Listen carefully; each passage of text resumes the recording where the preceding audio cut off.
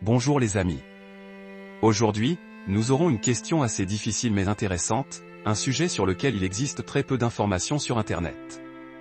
Peu de gens ont même abordé le thème de l'investissement, de l'argent du point de vue de la moralité, des valeurs chrétiennes et des valeurs humaines universelles. Dans notre communication quotidienne, nous n'avons entendu à plusieurs reprises qu'un seul point de vue, l'argent, la richesse, c'est le mal. L'amour de l'argent ne mène pas au bien. Cela signifie qu'on ne peut rien attendre de bon en investissant ou en gagnant de l'argent. Du point de vue d'une vision religieuse du monde, sommes-nous tous impliqués dans des investissements, bons ou mauvais? Voyons cela ensemble. Je me souviens d'une vieille histoire qui m'est arrivée il y a longtemps, il y a environ 15 ou 20 ans. En visitant la Lore de Kiev-Petchersk, nous avons remarqué, en compagnie de plusieurs amis, que de nombreuses voitures chères étaient garées à proximité des monastères, des Lexus, des Mercedes de grande classe, conduites par les moines desservant cette église. Autrement dit, nous avons observé un mode de vie très impudique et riche du clergé. Et une de nos connaissances a osé parler avec l'un de ces moines, avec un prêtre orthodoxe. Et dans la conversation a en quelque sorte abordé ce sujet avec désinvolture. Le sujet de l'amour de l'argent, de la richesse, des finances. Ce à quoi, pour le dire simplement, ce prêtre a simplement répondu quelque chose comme ceci, et, tu as raison, humain la chair est faible et pécheresse. Et nous, prêtres, ne faisons pas exception aux règles. Nous sommes aussi des personnes vivantes. Il était tout simplement impossible de lui dire autre chose, de nous répondre, car le mode de vie impudique de ces prêtres particuliers, c'est la richesse matérielle qu'ils possédaient personnellement. Des maisons si chères et luxueuses, des voitures de haut standing étaient garées dans cette église de Kiev, toutes les Lexus et les nouvelles Mercedes. Vous, en tant qu'investisseur, je pense que ce sujet sera très intéressant. Alors, voyons ça. Que peut-on trouver à cet égard, sur le thème des investissements, dans la littérature sur les investissements, y compris dans la littérature étrangère? Il existe un type distinct d'investissement, voire une classe d'investissement, appelée « investissement du péché » dans la terminologie économique américaine. Cela inclut tout investissement dans des domaines d'activité qui peuvent être qualifiés d'immoraux et d'immoraux. Par exemple, une entreprise liée à la vente de cigarettes, d'alcool, d'armes, etc. Pour être honnête, les actions à dividendes les plus rentables sont celles des sociétés de tabac et d'alcool. Selon les statistiques, au cours des 100 dernières années, les investissements dans ces sociétés ont rapporté le plus d'argent à leurs propriétaires. Et quand vous entendez l'idée qu'il faut vendre votre âme au diable, c'est ce que vous imaginez. Le diable vient à vous et vous tente, veux-tu acheter une part d'une telle entreprise ou pas? Le ferez-vous ou non? Si quelqu'un échange cela, alors un tel comportement repose entièrement sur sa conscience. Si la moralité est la moralité d'une personne, ses fondements spirituels sont faibles, alors elle peut succomber à une telle tentation. Succomber à la tentation d'obtenir quelques pourcents supplémentaires. Rentabilité? Pourquoi ne pas essayer? Malheureusement, il existe certaines organisations, notamment religieuses, qui se consacrent tout à fait officiellement à la vente d'alcool et de tabac. D'ailleurs, parfois sans payer d'impôts. Elles semblent vendre leur âme au diable, leur conscience. Quand une personne commence à négocier avec sa conscience, cela finit toujours mal pour elle. Je ne vais pas maintenant justifier ces investisseurs, ces gens. Le capitalisme en tant que système général, comme un modèle économique n'a absolument rien à voir. Même si beaucoup tentent de faire le lien, en essayant d'accuser toute usure, toute relation monétaire et marchande de péché. Par exemple, dans certaines religions et sociétés traditionnalistes, ils ont essayé d'interdire l'usure et les intérêts d'emprunt. Mais ensuite les dirigeants de ces religions et les sociétés traditionnalistes elles-mêmes ont été les premiers à abandonner cette idée, puisque sans banque, sans certains intermédiaires sont tout simplement impossibles à imaginer relation marchandise-argent moderne.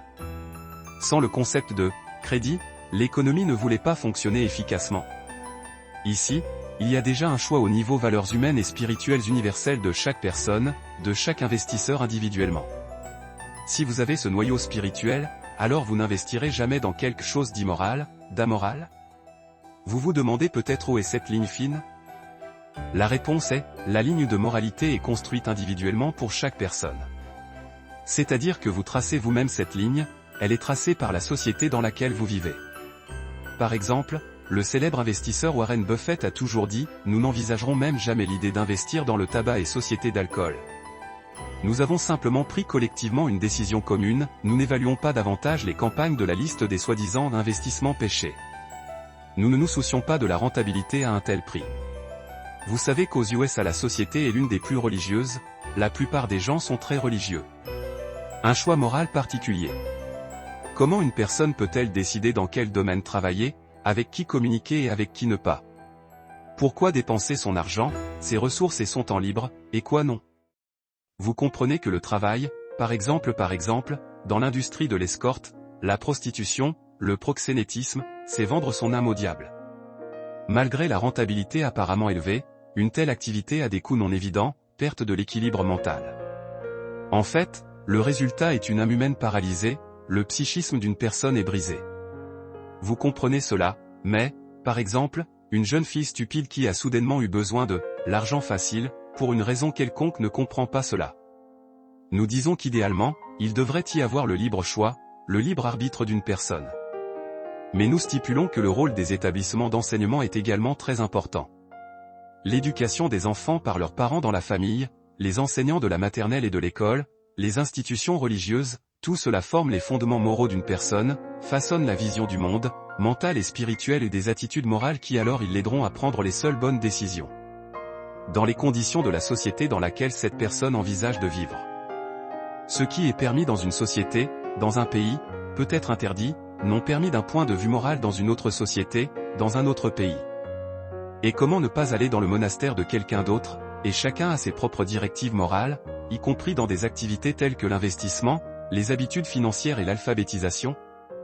Autrement dit, vous, en tant qu'investisseur, avant même d'investir de l'argent dans quelque chose, avant si vous regardez les états financiers de l'entreprise, ils doivent procéder à une sorte d'audit, vérifier cette entreprise également d'un point de vue moral. Mais est-ce que je ne ferai pas de mal aux gens? Dans quelle mesure tout cela leur sera-t-il utile et quelles en seront les conséquences? Des analyses complètes, la présence de valeurs spirituelles, c'est ce qui distingue une personne raisonnable d'un sauvage. Un investisseur raisonnable d'un simple stupide, personne limitée. Vous comprenez que si vous sacrifiez votre conscience une fois, une deuxième fois, alors ces revenus ainsi perçus ne vous apporteront aucun confort psychologique dans la vieillesse, ni bonheur, ni joie de vivre.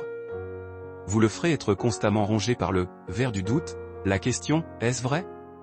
Es-tu entré?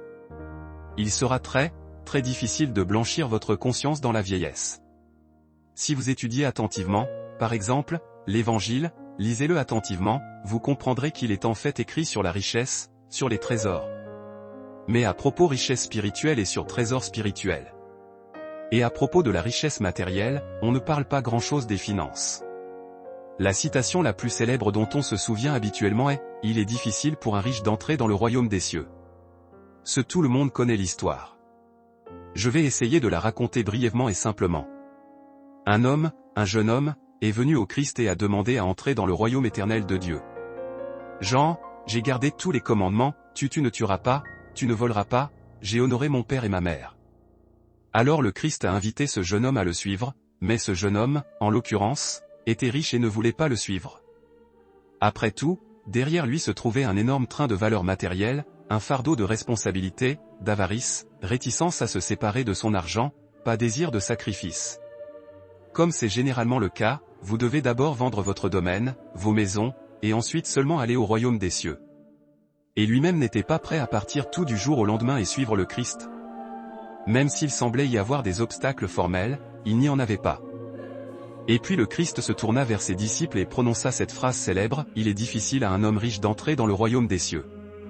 Il est plus facile à un chameau d'entrer dans le trou d'une aiguille qu'à un homme riche. » Royaume des cieux. Et cette citation est souvent reproduite par les populistes et utilisée de manière incorrecte. Ils disent que quelque part dans la Bible, il est dit que la richesse est une sorte de mal sans ambiguïté. Bien que ce ne soit pas du tout vrai, le Christ lui-même ne l'a pas dit. Il n'a pas dit qu'il est totalement impossible d'entrer dans le royaume des cieux. Il a utilisé le mot « difficile ». Il est difficile pour un riche d'entrer dans le royaume des cieux. Et une personne choisit lui-même les efforts qu'il doit déployer pour atteindre ses objectifs. Après tout, rien n'empêchait ce jeune homme de simplement partir et de suivre Christ, repoussant les pensées sur l'argent au second plan. Il ne voulait tout simplement pas le faire lui-même, volontairement, il a été tiré en arrière, comme par une lourde charge, alourdi par ce grand capital accumulé. Mais il n'y a pas de noir et de blanc dans la vie, il y a toujours des demi-teintes, des nuances. Par exemple, le disciple du Christ, l'apôtre Paul dans le Nouveau Testament, abordant également ce sujet, dit « L'amour de l'argent est le racine de tout mal ». Autrement dit, pas l'argent lui-même, c'est la racine de tout mal, et l'amour de l'argent, c'est-à-dire l'amour pathologique pour l'argent, pour tout ce qui est matériel. Dans la plupart des religions, y compris le christianisme et l'orthodoxie, il n'y en a pas des indications claires que quelque chose est mauvais en soi. L'argent n'est pas mauvais, mais l'amour de l'argent, son admiration est mauvais. Le corps humain n'est pas mauvais, mais la luxure est mauvaise. L'alcool n'est pas mauvais, mais son abus et son alcoolisme sont mauvais. Même le poison n'est pas mauvais. À petite dose, le poison peut même être un médicament, mais utiliser du poison à des fins mauvaises est mauvais. Avez-vous senti la différence? À quel moment quelque chose devient-il mauvais? Le moment où il commence à vous posséder, à obscurcir votre raison, à vous posséder. Quand vous cédez à la tentation et essayez d'acheter avec de l'argent ce que l'argent ne peut pas acheter, l'amour, l'amitié, l'attitude des gens. Quand vous ne dirigez pas l'argent et les investissements au profit des gens, non pas pour le bénéfice, mais pour le mal. Et en général, l'une des idées principales, par exemple, du christianisme, est l'idée du libre arbitre, de l'absence de péché. Vous ne devez laisser rien s'emparer complètement, entièrement de vos pensées et de vos sentiments. Si l'amour de l'argent devient le sens de la vie, si une personne ne voit rien autour d'elle, marche au-dessus de la tête des gens, apportant de la souffrance à tout le monde autour de lui, et pas bon, alors de tels investissements et une telle thésaurisation se transforment vraiment en mal. En d'autres termes, le critère le plus important est les pensées d'une personne, son désir de rendre les autres et d'elle-même meilleures. C'est pourquoi j'ai dit dans mes vidéos précédentes que les meilleurs investissements sont ceux qui visent à créer de réels avantages pour les personnes, de réels avantages à la société, et créer des biens et des services. Et non pour la spéculation et les instruments dérivés, pour tromper ou induire autrui en erreur. C'est une bonne chose du point de vue de la stabilité des investissements à long terme, mais aussi du point de vue de la paix, du bonheur et de l'aspect moral de la vie humaine. L'argent sale, l'argent fabriqué à partir du sang, du malheur humain ne vous rendra pas heureux à long terme. Je le répète, le capital ne se forme que dans son travail principal en créant des bénéfices pour les personnes, et non en bourse ni à l'aide d'instruments spéculatifs virtuels. La bourse et tous les instruments d'investissement sont simplement créés pour la préservation, pour le transfert de capitaux vers le futur. Pour reconquérir l'inflation, mais rien de plus. Et encore, dans un but précis, pour de bonnes tâches à long terme et des actions utiles. J'espère que vous avez compris la différence entre les concepts d'amour de l'argent et d'attitude responsable envers ses finances ou le concept de frugalité. Il n'y a rien de mauvais ou de honteux dans la frugalité. Une personne économique et honnête, économe personne qui réussit dans les investissements, agréable à Dieu. Il n'y a rien de mauvais ou d'immoral dans l'argent et la richesse en soi. Au contraire, c'est une autre opportunité de profiter aux gens, de payer plus d'impôts, aidant ainsi la société dans laquelle vous vivez. Les gens riches, comme je l'ai déjà mentionné dans d'autres vieilles vidéos sur cette chaîne, en moyenne, ils sont encore plus humains et gentils envers les gens qui les entourent. Ils sont plus miséricordieux, puisque leurs besoins fondamentaux sont déjà fermés et que le centre de l'attention est transféré sur l'humanité, vers des besoins spirituels supérieurs. Toute personne, même riche et le pauvre doit se rendre compte qu'il est mortel, que sa conscience et son honneur doivent être protégés et préservés dès son plus jeune âge. Pour que plus tard, comme on dit, il ne soit pas atrocement douloureux et honteux de lui-même. Ce sont les pensées, mes amis, d'un sujet vidéo sinon standard pour la finance et l'investissement. J'espère qu'il y aura une raison de réfléchir. Merci de votre attention et à bientôt.